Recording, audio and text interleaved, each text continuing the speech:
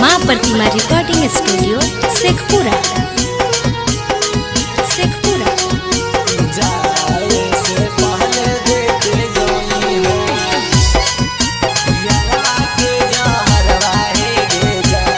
Mix by Shailendra बाबू।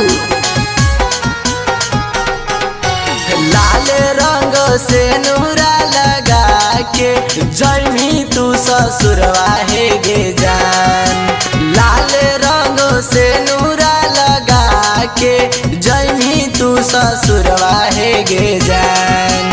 जाए से पहले देखे जाई हो यारवा के जहरवा है गे जान। जाए से पहले देखे जाई हो यारवा के जहरवा है गे जान।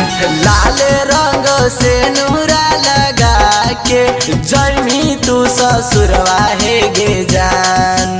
लाल रंग से नूरा लगा के जैमी तू ससुरवा है गे जान।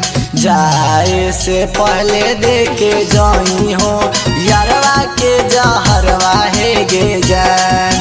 जाए से पहले देखे जाई हो यारवा के जहरवा है गे जान।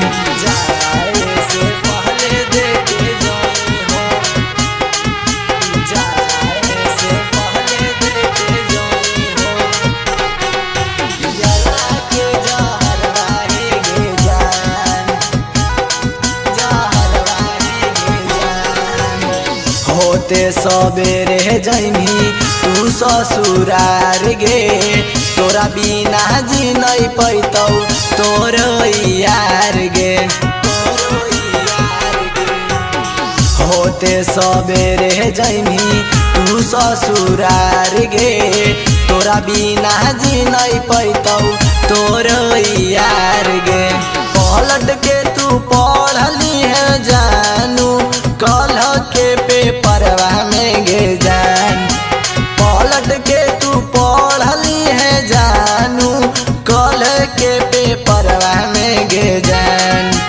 जाए से पहले देखे जोई हो यारवा के जहरवा है गे जान।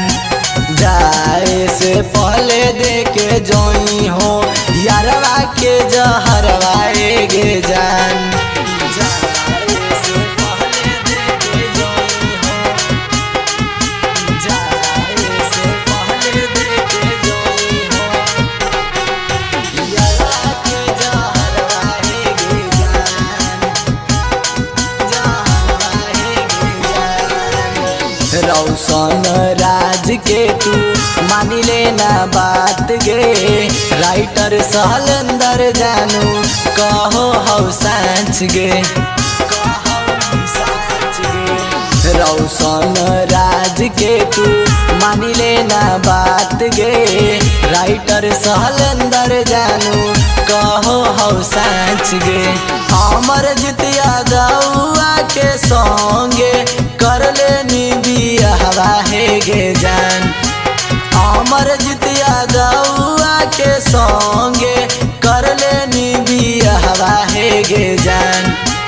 जाए से पहले देखे जोई हो यारवा के जहरवा है गे जान।